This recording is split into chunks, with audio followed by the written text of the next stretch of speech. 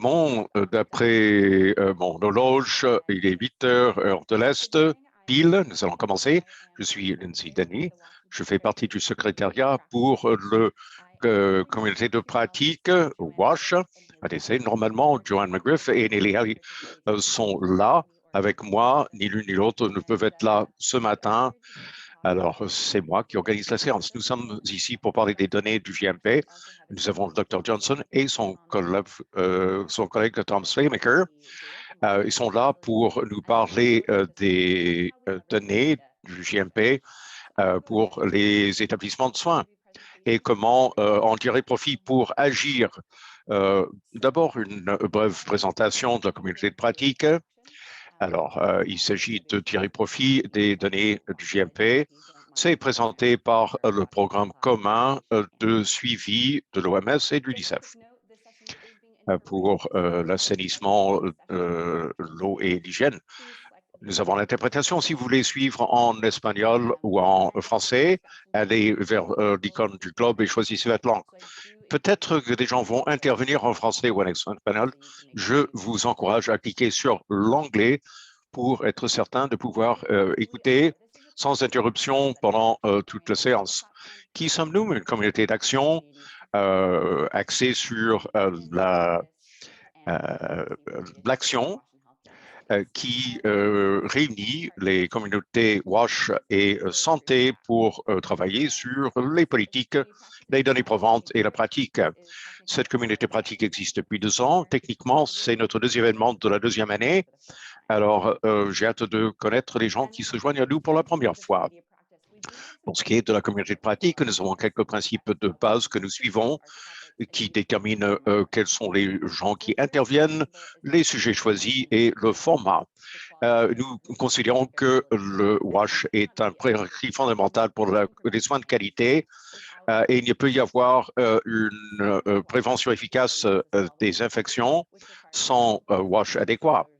Le WASH dans les établissements de santé est un problème soluble qui requiert l'intervention de systèmes multiples. Nous devons tous travailler ensemble. Et enfin, la communauté pratique est ouverte à tout le monde qui veut en apprendre sur le AH dans les établissements de santé et nous accueillons toutes les personnes qui veulent bien participer. Chaque fois qu'on organise une séance, on veut attirer votre attention sur des ressources nouvelles. Ce n'est pas tout à fait nouveau dans ce cas-ci, mais c'est important pour les gens qui travaillent sur le WASH. Le mois dernier, à nouveau, le rapport mondial est sorti sur l'électrification des établissements de santé. C'était cette étude indique que plus d'1 milliard de personnes sont desservies par des hôpitaux et des établissements de santé sans électricité. Ils font mesure de la situation dans les pays à faible revenu et parlent des investissements requis pour assurer une électrification adéquate. Pourquoi est-ce important? Comme nous intervenons dans le domaine, nous devons penser aux autres intervenants dans le secteur. Comment éviter de travailler en silo et rejoindre les gens qui travaillent sur l'électrification pour avoir les conditions requises pour assurer des soins de santé sécuritaires. On ne peut pas se passer de l'EAH, mais on ne peut pas se passer de l'électricité non plus. Alors, le rapport contient des informations fort intéressantes ventilées par région. Il y a des partenariats potentiels de ce côté-là. Du côté des rives-sites, évidemment, tout le monde travaille fort, on est très concentré. Il est difficile de se lever les yeux et de voir comment ça se passe dans l'ensemble. L'UNICEF Vanuatu intégrait le risque de la diminution des risques de sinistres et l'adaptation au changement climatique à leur programme d'évaluation du WASH. Alors, ils ont un outil d'évaluation qui s'appelle WASH in Healthcare qui déclenche des actions de réduction de risque tout en mettant en place des normes résistantes au changement climatique. Alors, ça a été fait avec l'aide des gens de la communauté et des établissements de santé. L'outil a été conceptualisé et mis à l'œuvre dans des contextes réels et va permettre aux établissements de santé d'avoir des services plus résilients. Vous allez pouvoir le trouver dans les la langue locale, peut-être moins utile pour les gens qui ne travaillent pas à Vanuatu. Mais l'important est de voir comment cette histoire de réussite peut nous inspirer ailleurs. Ceci étant dit, je vais céder la parole au Dr. Rick Johnston du JMP qui va nous parler des données sur le WASH dans les établissements de santé ou de soins. Merci, Lindsay. Est-ce que vous voyez l'écran que j'essaie de partager? Oui, on le voit, c'est très bien. Super, je suis Rick Johnson de l'OMS à Genève. Je coordonne le programme WASH. Oui, s'il vous plaît, mettez vos microphones en mode off pour éviter le bruit de fond. Alors, on travaille dessus depuis 2019. Je vais souligner des données sorties au mois d'août de l'année dernière. C'est le troisième rapport depuis qu'on a commencé à travailler là-dessus en 2019. Bon, alors voilà. Alors, ce nouveau rapport sur l'avancement met à jour et remplace les données des rapports antérieurs, y compris le rapport sur les données, les impératifs premiers de 2020. Bon, dans un premier temps, on portait sur une vingtaine de tableaux, alors qu'en 2022, c'est un rapport beaucoup plus complet avec 80 tableaux qui nous permettent d'aller beaucoup plus dans le détail, au-delà des indicateurs de base pour explorer les inégalités ou des choses qui vont au-delà des niveaux de service de base alors qu'en 2020, on n'avait ni le temps ni l'espace pour le faire. Ce qui m'enthousiasme en particulier pour ce rapport, c'est la quantité de sources de données beaucoup plus élargie, plus de 500 sources nationales de données, la plupart étant des enquêtes dans les établissements de santé, mais des exemples de systèmes de gestion, d'informations de gestion, de routine et d'autres rapports de systèmes de gestion et des rapports publiés. Ensemble, on couvre au moins 133 000 établissements de soins de santé contre un peu plus d'un demi-million en 2019. Et en fait, le chiffre risque d'être plus grand parce que certaines sources ne nous indiquent pas combien d'établissements ont été sondés pour obtenir les données. Pour chacun de nos rapports, nous utilisons des échelles de services pour suivre les progrès vers divers niveaux de services. Pour les écoles, les centres de santé, les écoles et les ménages, on a un certain nombre d'échelles, mais il y a aussi pour la gestion des déchets et le nettoyage environnemental qu'on surveille dans les centres de santé plus particulièrement. Les échelles comprennent des définitions du niveau de service de base d'un niveau élevé que nous suivons à l'échelle internationale. Mais ce qui ne signifie pas que c'est le niveau le plus élevé possible. Ces niveaux de base sont plutôt de base. Et dans nos rapports, on explique là où il y a des données, quel pays offre des niveaux de service plus élevés, plus bas. Dans l'échelle, on essaie d'indiquer quels sont les établissements sans service et des établissements qui répondent à certains, mais pas tous, les services de base requis. On parle alors de services limités. Ce rapport avait un intérêt particulier pour l'IPC, la lutte anti-infectieuse, qui cadrait bien avec la lutte contre la pandémie, mais il y a toutes sortes de raisons pour lesquelles le WASH et la lutte anti-infectieuse vont ensemble. Beaucoup de notre public sont plutôt spécialisés dans le ou le WASH plutôt que la lutte anti-infectieuse. Mais donc, on voulait explorer des liens entre les deux. La lutte anti-infectieuse a 8 composantes de base au niveau de sa programmation, dont une composante porte sur l'infrastructure et comprend les services EAH. Alors, dans la documentation sur la lutte infectieuse, il y a des exigences de base pour chacun de ces domaines de service. Et on les cite dans le rapport en essayant de trouver des exemples de données.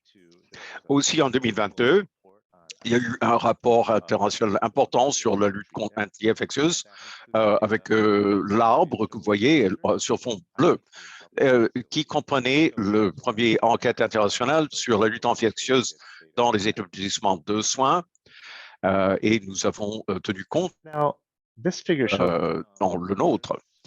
Voici des barres des 3 rapports que nous avons publiés indiquant le nombre de pays qui ont des données sur les indicateurs des services de base au assainissement, hygiène, gestion des déchets et nettoyage environnemental.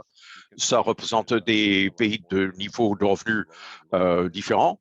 Il y a plus de données pour les pays à faible et moyen revenus. Il y a moins de données plutôt, mais vous voyez qu'il y a une progression importante depuis le début. Les indicateurs s'améliorent et s'enrichissent. Bon, vous voyez l'évolution de la population mondiale qui a les données. Si vous regardez l'eau à gauche, on voit que le nombre de pays qui ont des données sur les services de base pour l'eau est passé de 38 à 52 et maintenant 59. Mais la proportion sur la population mondiale n'a pas beaucoup changé, environ 37%. C'est parce que les nouveaux pays qui ont été ajoutés étaient petits dans ce cas. Et la croissance est assez forte pour les autres indicateurs. Et si on regarde l'hygiène en particulier, on voit qu'on dépasse le 30% pour la première fois dans ce rapport à 35%. Et c'est important parce que l'IGMP a une règle selon laquelle on ne publie pas des données ou des statistiques régionales ou mondiales à moins qu'on ait des données sur au moins 30% de la population. Ce qui a voulu dire que nous avons pu avoir un niveau de base pour 3 des régions ODD et pour des pays moins développés ou en développement. Le rapport a commencé avec l'hygiène cette fois-ci. On a commencé avec l'eau avant, en partie parce qu'on a un niveau de départ international et parce que c'est si important pour la lutte anti-infectieuse. Vous voyez la définition de base, avoir l'eau et le savon ou un produit pour le nettoyage des mains à base d'alcool à une certaine distance des toilettes et au point de soin. Alors, l'estimation est un peu décourageante parce que environ la moitié avait un service de base pour l'hygiène en 2021. Bon, il y avait simplement de l'eau, du savon et des toilettes et des produits à base d'alcool à la disposition du personnel, pas nécessairement utilisés. Dans les 46 pays moins en développement, c'est seulement 1 sur 3 des installations avaient un service d'hygiène. Le rapport et les dossiers de pays individuels peuvent être téléchargés depuis notre site web washdata.org, mais vous pouvez créer vos propres graphiques. Allez-y, s'il vous plaît, pour voir. Ici, on a un graphique de classement pour les services d'hygiène de base. On voit que 40 pays ont assez de données pour qu'on puisse se rendre compte de la situation. On a des pays à près de 100% de couverture et quelques pays à 20% et le Niger à 4% seulement. Donc, il y a beaucoup de choses qu'on peut faire en explorant le site pour connaître la situation dans les pays qui vous intéressent. On a mis en relief certains exemples et évidemment le COVID a attiré l'attention de l'hygiène des mains. Au Ghana, ils ont un système de gestion d'information, le DIMS, qui recueille des données sur l'hygiène de base depuis 2018, donc avant la pandémie, quand des indicateurs mondiaux ont été définis pour la première fois. Ceci a permis aux planificateurs ghanéens de savoir exactement quels établissements avaient ou n'avaient pas des services d'hygiène de base quand le COVID est arrivé en 2020. Le ministère de la Santé s'en est servi pour renforcer des systèmes dans les établissements de soins.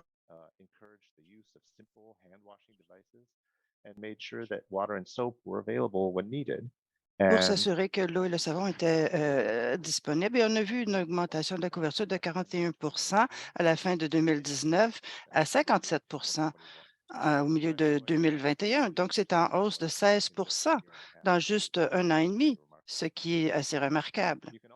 Et on peut aussi voir que les établissements avec des services limités ont connu un déclin pendant cette même période. Il y a un petit nombre d'établissements, environ 2 qui avaient toujours aucun service, mais sinon, le reste était assez stable. Donc maintenant, si on parle de l'eau, c'est l'autre domaine de service où on a suffisamment de données pour faire des estimés mondiaux. On peut voir qu'en 2021, 78 des établissements de santé avaient de l'eau qui était disponible d'une source améliorée sur place et le reste de la population s'était divisé également avec 11 avec des services limités et 11 sans service. Et si on le regarde, la distribution régionale, on peut voir qu'il y a des services plus faibles à l'Afrique subsaharienne et 90 dans l'Asie de l'Est et du Sud-Est. Et donc, il y a une grande différence entre avoir un approvisionnement amélioré et un service de base. Donc, service de base, c'est que l'eau est disponible. Et quand on a une source améliorée, c'est sur place. Donc, ici, on voit l'écart entre la source améliorée, donc les cercles vides, et les services de base qui sont les cercles pleins à gauche. On peut voir que l'écart peut être très grand. Comme ça, on regarde l'Irak. En 2021, on a vu que presque tous les établissements de santé avaient des sources améliorées et elles étaient toutes sur place, mais l'eau n'était pas toujours disponible. Et en fait, dans le quart des installations, c'était disponible pour moins de 5 jours par semaine. Et on voit ça souvent dans des pays qui ont des systèmes d'eau émergents, mais donc l'approvisionnement n'est pas encore continu. C'est très intermittent. Et d'un autre côté, si on regarde en bas du graphique, le Soudan, la Sierra Leone, on peut voir que les facteurs limitatifs, c'est là où l'approvisionnement d'eau se trouve, c'est là où il y a le X. Et sur place, c'est très faible. Donc, dans les deux pays, plus de 80 des établissements avaient accès à une source améliorée d'eau, mais c'était souvent simplement un trou, un puits qui n'est pas sur place. Donc, ça fait que c'est difficile pour les travailleurs de la santé, pour les patients, d'avoir toute l'eau dont ils ont besoin quand ça doit être apporté de l'extérieur. Et pour revenir au site web, on a vu plus tôt comment ce tableau fonctionne, les services de base. Il y a toutes sortes de contrôles à gauche ici de l'écran. Vous pouvez aussi regarder des approvisionnements améliorés, les éléments des services de base. Est-ce que c'est disponible sur place, par exemple? Est-ce que c'est disponible quand c'est nécessaire, cette eau? On peut sélectionner différentes régions aussi. Ici, on regarde l'Afrique subsaharienne et la proportion des installations qui ont de l'eau sur place, donc des sources améliorées. Donc, encore une fois, vous pouvez trouver beaucoup d'informations détaillées ici en allant sur ce portail par vous-même. Et donc, pour le nettoyage environnemental, c'est le nouvel échelon des WASH qui est lié aussi à la CPI, au CPI, en fait, le contrôle, prévention des infections. Et parce que c'est nouveau, on n'a pas beaucoup de données. Donc, les définitions ici, c'est simplement d'avoir des protocoles de base pour le nettoyage qui soient disponibles et avoir du personnel qui a des responsabilités en matière de nettoyage et qui ont été formés correctement. Et donc, quand on a fait notre premier rapport en 2019, il y avait seulement 4 pays avec des données nationales sur le nettoyage environnemental. C'est maintenant 21 c'est excellent, mais c'est encore insuffisant pour pouvoir avoir un estimé régional ou mondial. Mais on a des pays de différentes régions dans le monde et donc on peut voir que dans plusieurs pays, les protocoles de nettoyage ne sont pas disponibles ou s'il y a des protocoles, il n'y a pas toujours du personnel qui est responsable pour le nettoyage ou qui ont reçu une formation. Donc, Ici, vous pouvez voir, par exemple, qu'en Afrique du Nord, l'Asie de l'Ouest, on a vraiment un très grand écart ici. Euh, Koweït est à 100, le Soudan a seulement 1 en revanche de services de base pour le nettoyage environnemental. Donc, parce qu'il y a deux éléments ici à cet indicateur, c'est d'avoir un protocole et d'avoir la formation, l'un ou l'autre peut être le facteur limitant. Donc, parfois, c'est la disponibilité du protocole. Donc, dans le triangle plus haut, ici, on voit le butin, où environ 40 à 45 du personnel est formé, mais seulement environ 20 des installations ont des protocoles. Donc, oui, il y a de la formation, mais sans protocole. Alors que au Rwanda, et c'est un scénario plus commun, il y a des protocoles qui sont disponibles, mais les gens ne sont peut-être pas responsables, bien identifiés ou n'ont pas reçu la formation. Et maintenant, pour la gestion des déchets, les indicateurs de service ici ont également deux éléments. C'est d'avoir le tri des déchets, là où les déchets sont générés avec des bacs et aussi pour les objets pointus et dangereux qu'on les élimine de façon sécuritaire. Donc, on peut voir que souvent, il y a un des deux qui est un facteur limitatif et c'est aussi un rapport avec le niveau de revenu. Donc, c'est plus élevé là où il y a des diamants, des cercles. Donc, mais il y a beaucoup de pays à revenus moyens ou un peu plus élevés, donc des diamants, des carrés. On peut avoir un élément, mais pas l'autre. Et la raison pour cela, c'est qu'il y a beaucoup d'objets qui sont brûlés et ça ne compte pas comme étant un traitement sécuritaire pour le suivi mondial, mais on trouve que c'est une pratique qui est répandue. Il y a des pays où on va traiter les déchets sans les trier. Donc, à gauche, vous pouvez voir le Congo, à Guinée-Bissau, où il n'y a presque aucun tri des ordures, mais environ la moitié des établissements de santé ont un système de quelconque pour l'élimination des déchets. C'est souvent l'incinération et souvent c'était inefficace d'incinérer les déchets qui sont dangereux avec ceux qui ne sont pas dangereux. Et c'est en soi dangereux parce que surtout dans des incinérateurs avec de faibles températures, des dioxines et des toxines peuvent être formées quand certains plastiques sont brûlés. Pour revenir à notre page web, notre portail de données ici, c'est un exemple de comment on peut voir chez les pays moins développés quels sont les différents niveaux de services pour différents types d'établissements. Donc, on peut voir au niveau urbain, rural. Ici, on voit les gouvernements. Donc, il y avait 24 pays qui avaient des données pour les services de base dans les établissements gouvernementaux. Donc, il y avait seulement 12 de ces établissements LDC qui avaient des données. Et quand on a des données pour les deux, gouvernements et non gouvernementaux, on voit que c'est mieux souvent dans les établissements non gouvernementaux dans le même pays. Et j'ai mentionné qu'il y avait beaucoup d'incinérations ouvertes, brûlages ouverts. On voit une douzaine de pays ici. Toutes ces couleurs orange représentent une certaine forme de brûlage ouvert sur le terrain, ou sans protection, ou simplement des rejets ouverts dans des sites d'enfouissement. Et en rouge, c'est peut-être qu'on amène quelque chose à l'extérieur de l'établissement ou qu'on va les mettre dans des terrains d'enfouissement sans les brûler ou des incinérations. Et idéalement, on voudrait voir de l'incinération avec deux chambres de façon industrielle avec un contrôle de haute température. Mais pour le signalement mondial, on doit prendre plus de types d'incinérateurs pour faire les rapports.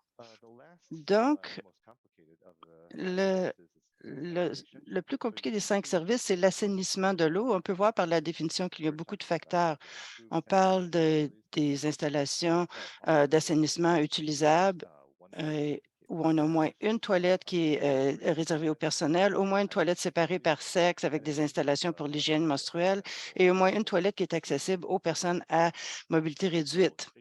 Donc, à droite, on voit ces différents critères Et on peut voir que beaucoup d'installations de santé à gauche ont certains types d'installations ou des installations améliorées, mais quand on se déplace vers la droite, la couverture baisse beaucoup. Et c'est souvent euh, le fait d'avoir des installations qui sont disponibles pour les gens à mobilité réduite ou avoir des installations pour l'hygiène menstruelle. Donc, c'est là où c'est le plus bas. Et donc, on n'a pas de service de base ici. Et on n'a pas assez de données pour avoir un estimé mondial, mais on en a suffisamment de couverture pour donner des estimés régionaux pour 3 des régions. Ici, on voit qu'en Afrique du Nord, Asie de l'Est, moins de la moitié des établissements ont de l'assainissement de base et seulement 30 pour l'Afrique, certaines régions d'Afrique.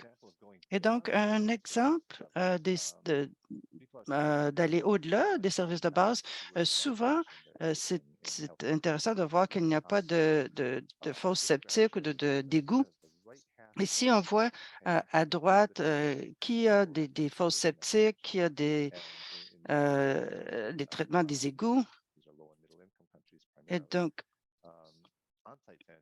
on voit que l'assainissement sur place, c'est plus prévalent que les égouts. Et on voit qu'il y a seulement 8 à 10 de couverture pour les égouts, mais on voit jusqu'à 90 de couverture pour les installations qui ont des systèmes d'assainissement sur place.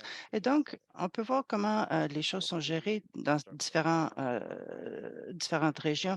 Si on regarde Oman, tout va bien. Tous les systèmes sont bien vidés, sont traités.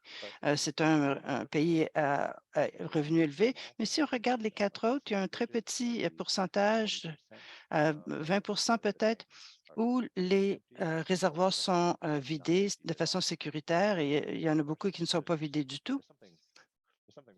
Il y a quelque chose qui ne fonctionne pas dans la conception d'une fosse septique ou de son utilisation si c'est jamais vidé dans un établissement de santé. Et donc, on voit aussi que de le vider en toute sécurité, c'est plus élevé dans les hôpitaux comparé à d'autres établissements et c'est aussi plus élevé dans les régions urbaines que rurales. Et donc, pour conclure, c'est beaucoup de différents niveaux de services. Parfois, les gens veulent savoir, eh bien, qu'est-ce que c'est l'ensemble de WASH? Qu'est-ce que ça donne, ces données? On n'a pas pu les intégrer, ces 5 éléments, mais il y a des régions où on peut avoir 4 des échelles. Donc, pour les pays en développement, contexte fragile, Afrique subsaharienne, on voit l'eau, c'est le plus élevé. L'assainissement, l'hygiène, c'est peut-être au milieu, et puis la gestion des déchets, c'est le plus faible. Il y a 16 pays où on a 5 échelles qui sont disponibles. On les voit ici. Et donc, ce motif de base se poursuit. En fait, l'eau, le service de base, c'est plus facile à atteindre que l'assainissement de base ou l'hygiène de base pour ces niveaux de service. Donc, on voit régulièrement cette tendance.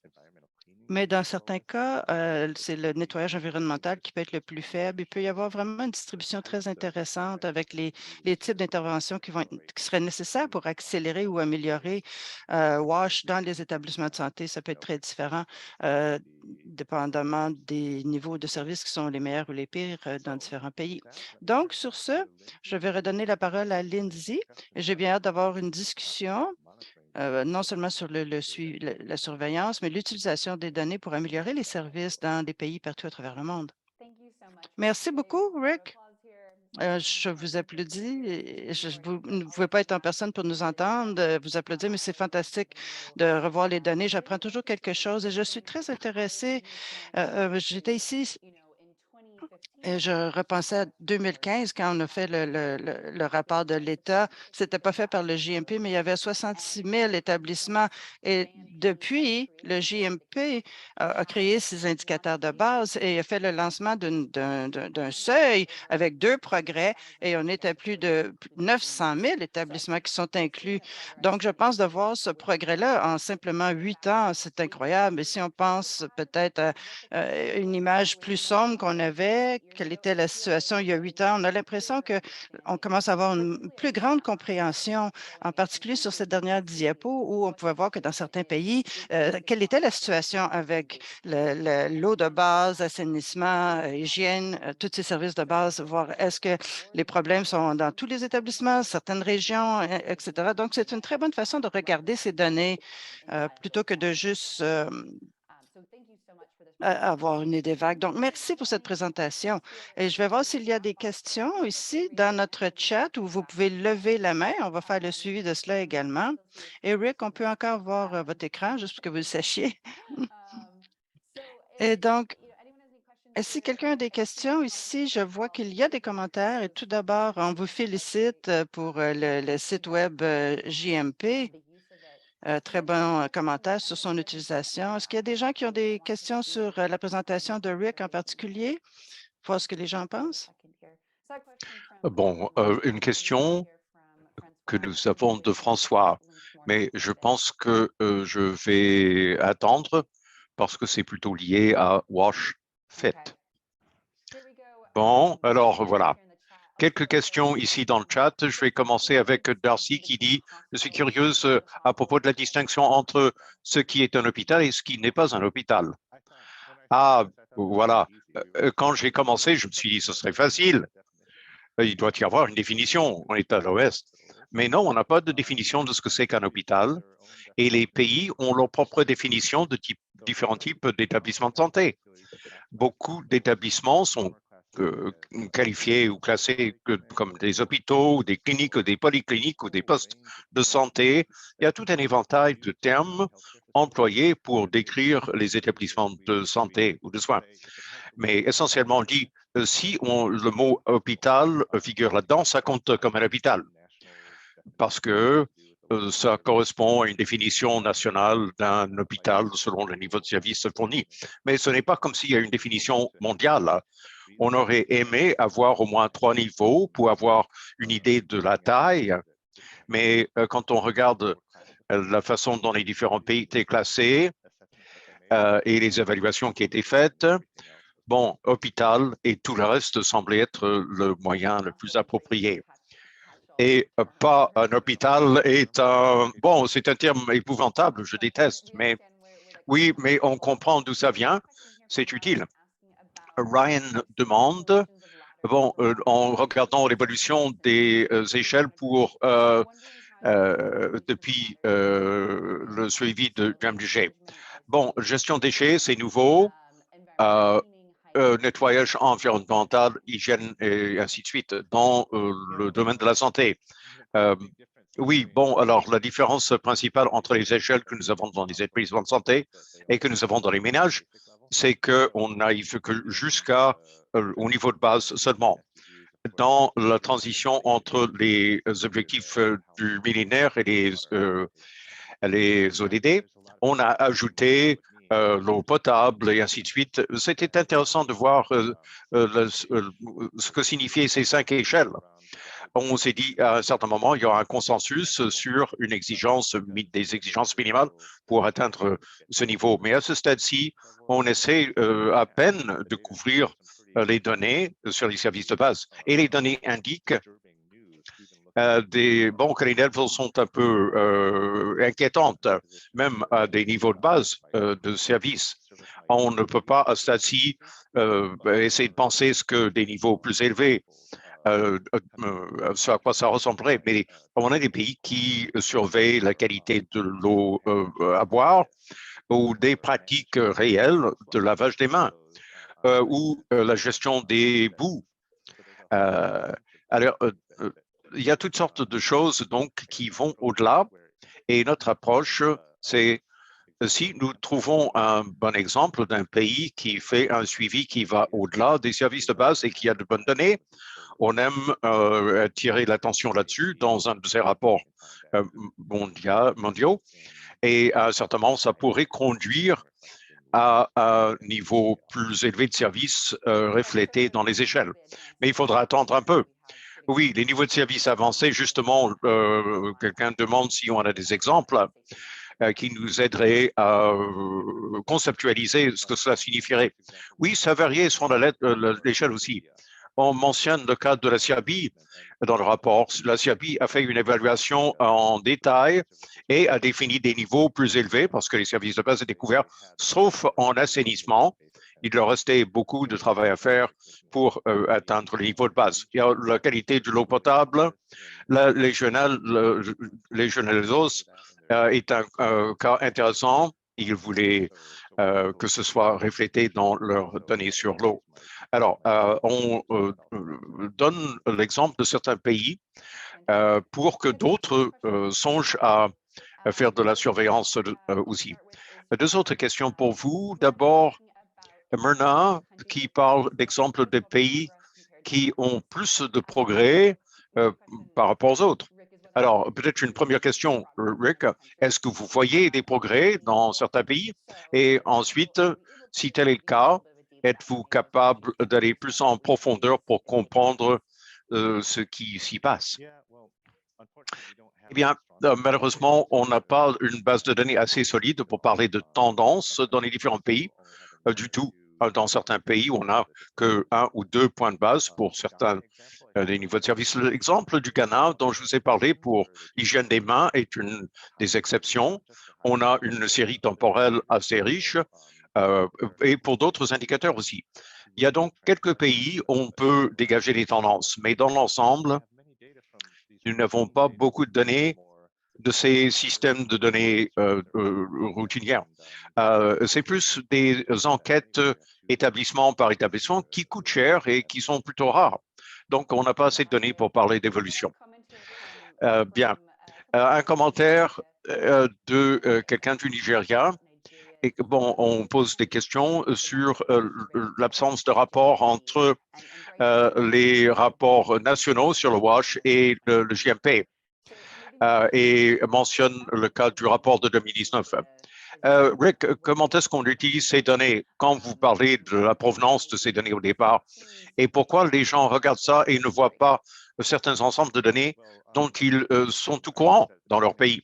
Il y a une chose que j'aurais dû dire au début, c'est que le JMP essaie de recueillir toutes les sources de données disponibles dans un pays et d'en extraire les données qui sont compatibles avec les indicateurs et les définitions internationales.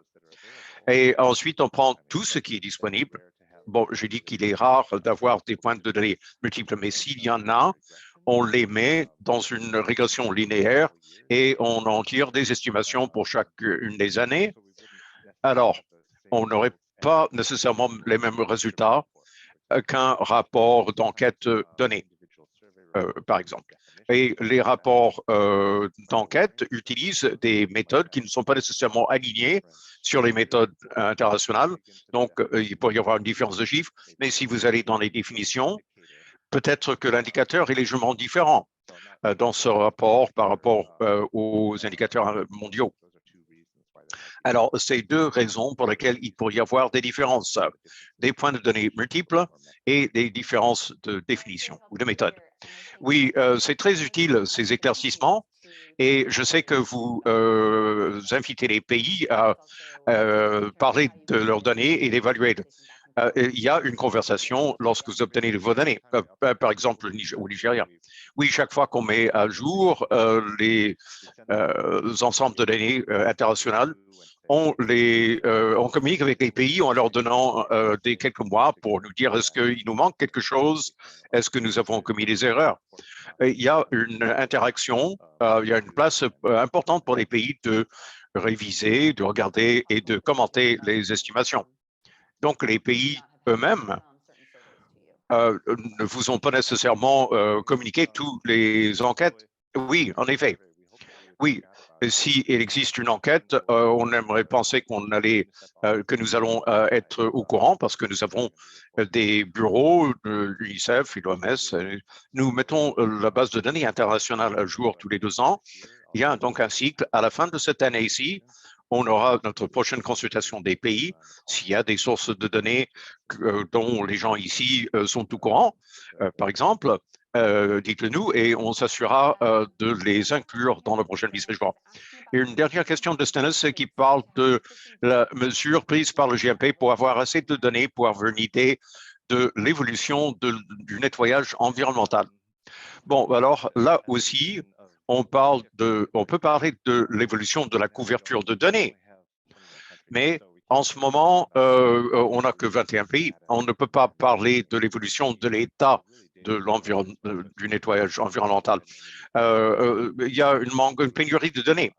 Même dans certains pays, il est difficile de dire des fois. C'est le genre d'indicateur qu'on devrait pouvoir faire avancer assez rapidement parce que c'est davantage un indicateur de gestionnel, si vous voulez. Il ne faut pas beaucoup de budget ou d'infrastructure pour avoir des protocoles et former le personnel. J'espère qu'on aura un progrès important là-dessus, mais il va falloir un certain temps pour avoir des rondes de données multiples.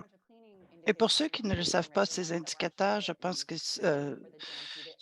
spécifiquement pour le JMP, ce n'est pas déjà dans les sondages des gens. Ça doit être évalué à leur évaluation. C'est peut-être pour ça qu'on ne voit pas la quantité de données comme pour les sources d'eau améliorées. Oui, quand on a développé les indicateurs, on a fait un processus, on a réuni beaucoup d'experts pour voir, bon, ben, qu'est-ce qui pourrait être, quels sont les niveaux WASH qui seraient intéressants. Il y avait un peu de données sur l'assainissement, la gestion des déchets, etc. Mais le nettoyage environnemental était toujours laissé de côté. On avait besoin d'un indicateur pour ça. Donc, c'était là un tout nouvel indicateur.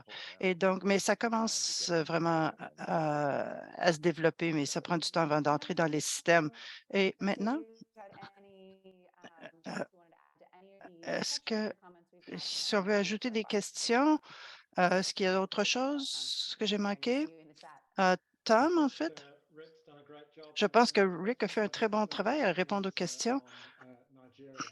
Pour le Nigeria, je pense que c'est un très bon exemple de là où on a une évaluation assez complète dans les maisons, les écoles, les installations de santé. Ça arrive régulièrement, donc on commence vraiment à voir là, de l'information, des tendances au Nigeria, et c'est très positif. Mais on n'a pas pu inclure des données les plus récentes de sondages, les tout derniers rapports. C'est pour ça qu'il y a peut-être un peu une différence entre nos estimés et ce qu'on retrouve là-bas. Oui, il y a un peu de délai entre la disponibilité des données et votre capacité à l'évaluer. Oui, alors je veux aussi rapidement euh, voir s'il y a d'autres commentaires avant qu'on parle plus des nuances des données, de la prochaine discussion qu'on va avoir, comprendre les différences entre avoir suffisamment de données sur l'état actuel et, comme Rick en dit, être capable de parler de tendance. On n'est pas là encore.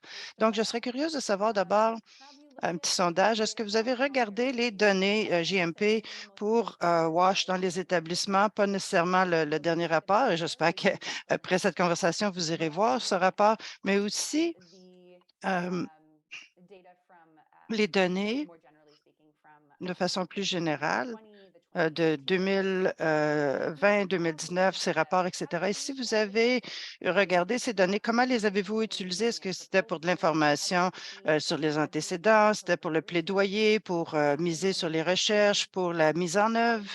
Est-ce que vous utilisez ça pour aider à développer des systèmes de surveillance dans vos pays? Donc, peut-être que vous pouvez utiliser des indicateurs, des données du JMP. Ou s'il y a d'autres utilisations que vous en faites, Rick, entre autres, vous pouvez nous en parler. Utiliser le chat. Merci beaucoup. Donc, je vous donne 1 ou 2 minutes. En fait, une petite minute pour répondre aux questions ici sur l'écran et on va partager les résultats. Ces documents, en fait, sont sont jamais petits, ça prend du temps à passer à travers, mais j'espère que Rick, avec sa présentation de chaque différente section, nous aide à digérer. Il y a des résumés aussi exécutifs qui sont très intéressants et ensuite, vous pouvez aller plus en profondeur en regardant ces graphiques qui ont été créés, comment on divise les données sur les hôpitaux, non-hôpitaux et ce que les données nous indiquent. Donc, prenez encore 20 secondes ici. Je vois qu'il y a d'autres personnes qui répondent aux questions du sondage et j'aimerais ensuite vraiment en entendre davantage sur l'utilisation des données par vous tous pour différentes raisons. Et donc, 5, 4, 3, 2, 1. On met fin au sondage et je vais partager les résultats. Je vous dirais que la majorité d'entre vous avez regardé ces données d'une façon ou d'une autre. 85 ont utilisé ces données du JMP sur WASH dans les établissements. Et si vous ne l'avez pas fait encore, regardez bien washdata.org et vous pourrez voir ces données. Et ensuite, comment avez-vous utilisé ces données? Beaucoup de personnes utilisent ça pour une lecture en arrière-plan, de l'information, et moi aussi, mais les gens l'utilisent aussi dans leurs propositions de développement, parfois dans les plaidoyers, parfois dans la recherche, la mise en œuvre, et quelques personnes pour aider à développer des systèmes de surveillance, et quelques-uns l'utilisent d'autres manières, et j'aimerais bien connaître quelles sont ces autres manières. Donc, si vous êtes une de ces 6 personnes qui avaient écrit autre, dites-nous qu'est-ce que vous faites avec ces données. Et je vais ouvrir la séance à l'auditoire.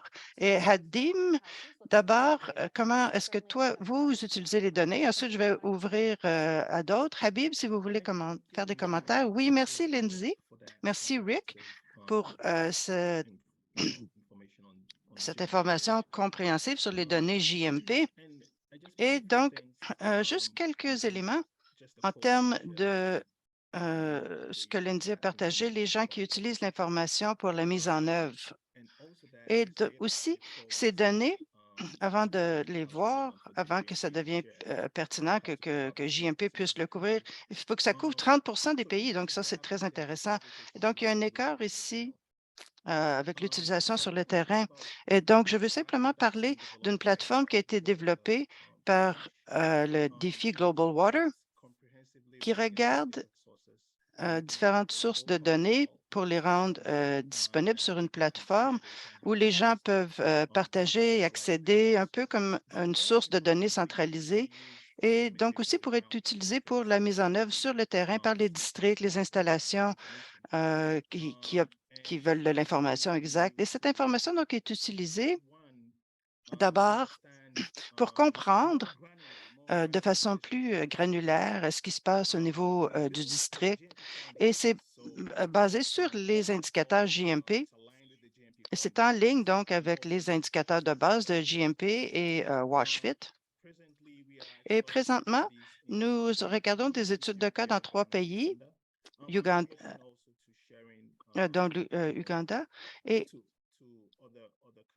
on veut que on cherche à obtenir les données d'autres pays aussi. Ici, on veut avoir des outils qui pourront être utilisés pour visualiser le paysage et optimiser les investissements.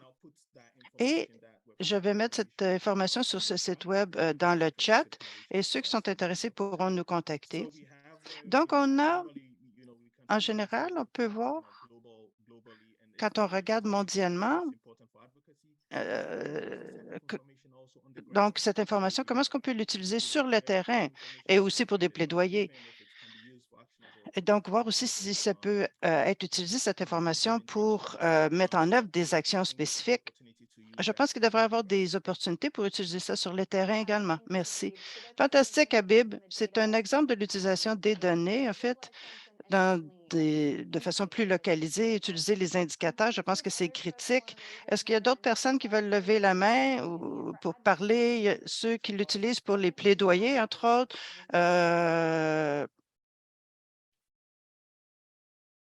Comment l'utiliser, donc? Et donc, c'est une communauté de pratique. Je vais vous appeler, je vous connais, si personne ne participe volontairement. Est-ce que quelqu'un utilise ces données donc pour les questions de plaidoyer?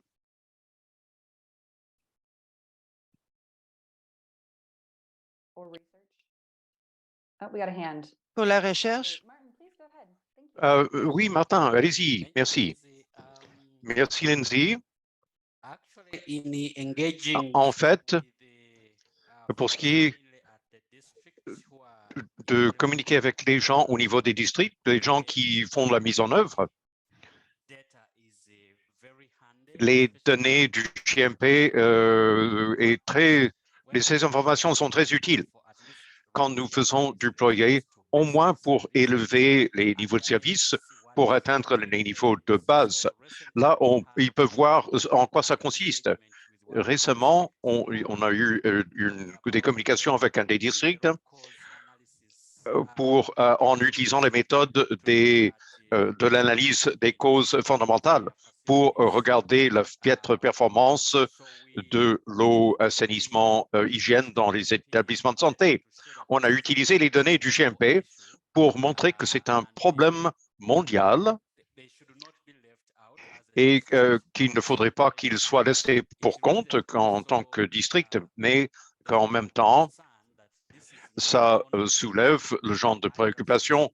Il ne s'agit pas seulement d'obtenir un soutien pour le district, mais aussi la conscientisation des données internationales était très utile à cet égard. Oui, c'est très intéressant de voir que les gens ne sont pas seuls dans cette situation. C'est bon de ne pas pointer les gens du doigt. Les données montrent que beaucoup d'établissements dans le monde ont la même préoccupation.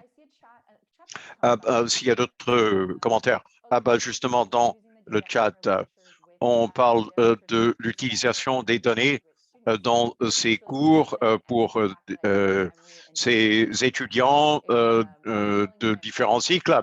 Et moi, je suis de Emory, j'aurais dû y penser.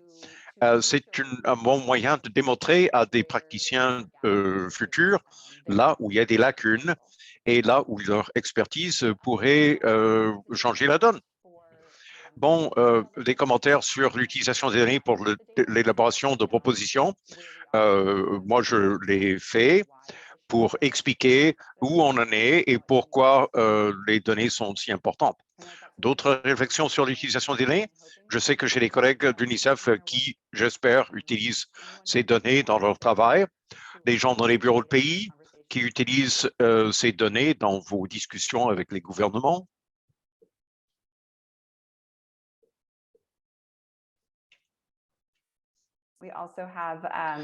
Nous avons aussi, personnellement, je regarde les données de gestion comme source de données à l'avenir et il faut du plaidoyer aussi de ce côté-là. Quels sont les indicateurs qui peuvent exister au niveau des services d'information de gestion en santé? Et nos collègues de l'USAID, comment utiliser ces données dans vos projets ou nos chercheurs, Matt, par exemple?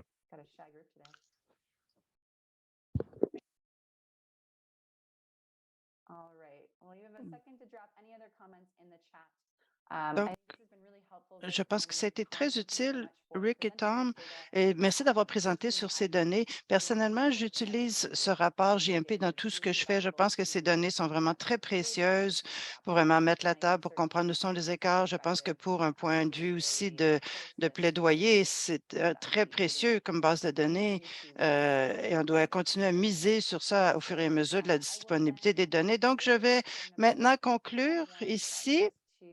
Et je vais simplement vous montrer quelques diapos avec des ressources sur WASH dans les établissements de santé, wash.hcf.org.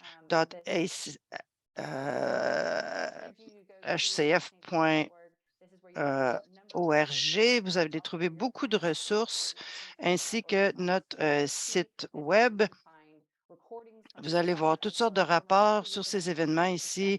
Vous pouvez vous inscrire à notre liste et envoyez-nous des sujets des recommandations de sujet. C'était des collègues du Nigeria qui nous avaient envoyé un commentaire comme quoi que les données GMP n'étaient pas assez utilisées. Vous pouvez aussi faire de la nomination d'une histoire de succès. Et en mars 2023, il y aura notre prochaine séance sur le nettoyage environnemental. Donc, si vous êtes intéressé à cette conversation, ça va être notre prochaine séance. Et donc, inhcf.org. Et il y a beaucoup de ressources dans le chat. Je vous encourage fortement à regarder cela et soyez bien à l'aise si vous avez des questions. Et Shantia, Hi, commentaire? Lindsay. Sorry, Bonjour, the Lindsay. baby is so sleep on that. That's why I cannot talk. When Désolée, il y avait when des my bruits when environnants. the Je ne pouvais pas supervisor parler. mentioned about our question, I want to talk now. I gave her to her my husband. Sorry for that. Donc, The baby now just j'ai une jeune enfant qui faisait du bruit. Je suis désolée. yes. Mais bon, euh, From 2021, after my dans county 2000, consultation for was in healthcare facility with MOA and NIS. I think you l'interprète n'entend pas bien l'intervenante. Cambodia, you know about National Institute of Statistics. So I use On that a l'Institut MOA national de to statistique au Cambodge, et donc on utilise cela. agree to put was in healthcare facility tool into Donc, c'est un outil qu'on utilise dans nos plans de recouvrement. planning and health information. On utilise donc les données du GMP dans notre planification We working on that and also with the WHO colleague et aussi avec les collègues de here l'OMS ici. WFB. So yeah, we try to advocate that. L'interprète n'entend pas bien l'intervenant, mais The technical department, Dr. on peut Sophia discuter Martin, avec les départements we work the techniques. tool On and a share développé with the des group outils qu'on and partage ça advise that we need to have the like consultation pour with nous aider au niveau de l'assainissement. partner to see that the tool On travaille avec des from the partenaires avec ces reporting outils is it appropriate et for l'équipe this technique. public fund before we document and share Et ensuite, on peut so documenter et that the fund partager there for endorsement. cette So we work information on pour that and les investisseurs. do more on that. Thank Et on you. peut continuer à en faire davantage.